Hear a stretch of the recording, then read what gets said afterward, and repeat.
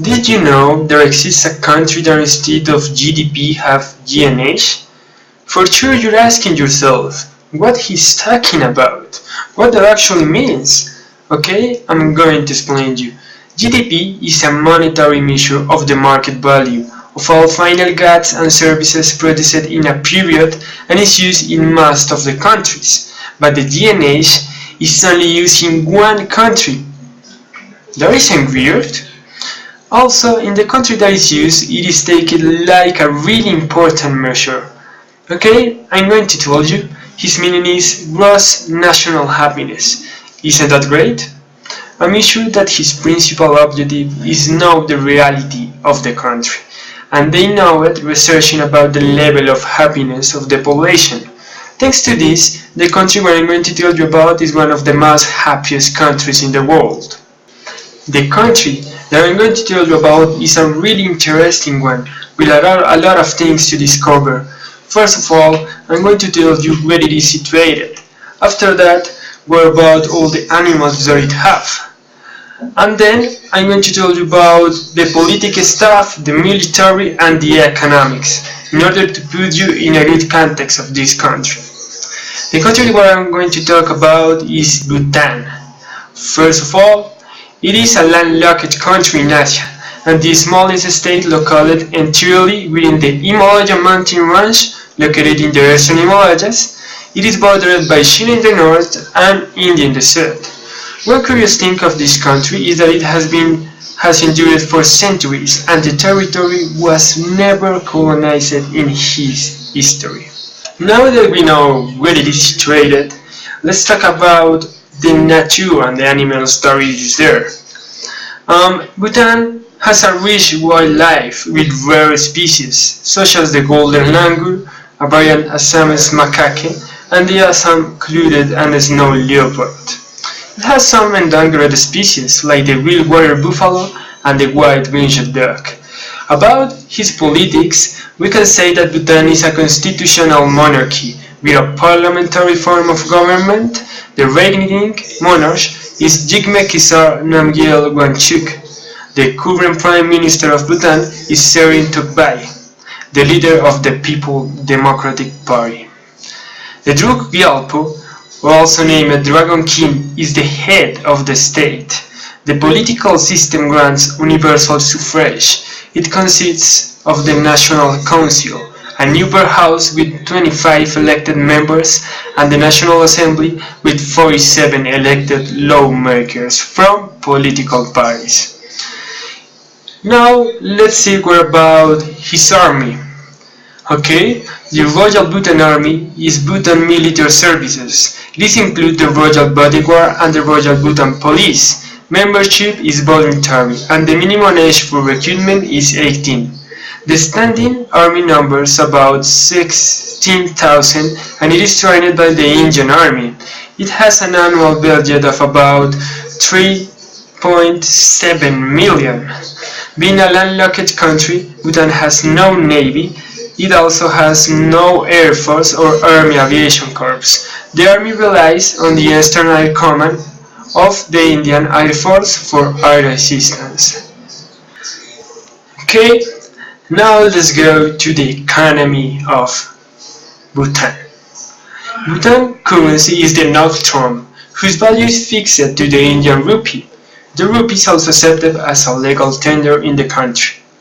The Bhutan Power Corporation headquarters in Thimphu. Bhutan's principal sport is hydroelectricity. The Bhutan economy is one of the world's smallest one. It has grown rapidly in recent years, by 8% in 2005 and 14% in 2006. In 2007, Bhutan had the second fastest growing economy in the world, with an annual economic growth rate of 22.4%. This was mainly due to the commissioning of the gigantic Tala hydroelectric power station. As of 2012, Bhutan per capita income was $2,420. Bhutan is one of those countries that actually no one knows, like a lot of other countries that actually we don't take the time to actually search for them, but It is a really interesting place. Also in his food, in his dances, in a lot of things. Also, we can see in this small country something really interesting like the energy, the production of the energy in this country. I told you before, all the energy, it is alternative there. It's hydroelectric stuff, solar stuff, eolic stuff. They don't use any of fossil stuff. That's a really great thing. They're actually more advanced in that than us, I mean in Colombia. So it's really interesting how a little country can have a lot of knowledge in that topic, and actually they are applying it. So my invitation is search, research all the countries that are in the world, because it's a lot of unimaginable paradises that are hidden in unknown countries. For now, this is a really place to know. I am wishing that you someday can go there. I'm going to show you some touristic places that you can go, where you will go there. It is a video, so I hope you enjoy it. In a country tucked away from the rest of the world, deep in the Himalayan mountains, there is a nation fiercely protective of its traditions and peaceful way of life. Flags made from recycled clothing cast the prayers inscribed upon them into the wind, spreading well wishes of peace and prosperity to those nearby. Local monks and pilgrims from afar spin scrolls inscribed with sacred text called mantra. They believe this act will remove the barriers on their path to enlightenment. What cultural treasure might you find on your path here? The international gateway to Bhutan is Paro, a town of 15,000. The street life is relatively quiet, as are its markets. Quite a different story for the fiery passions the Bhutanese feel for their national sport, archery.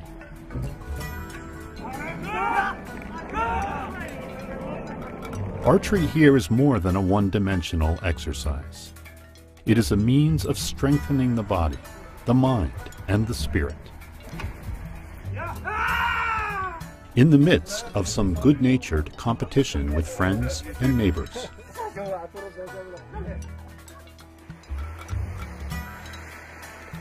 Across the bridge is the monastery Rinpong Dzong, which means heaps of jewels. All its treasure was lost in a fire in 1907.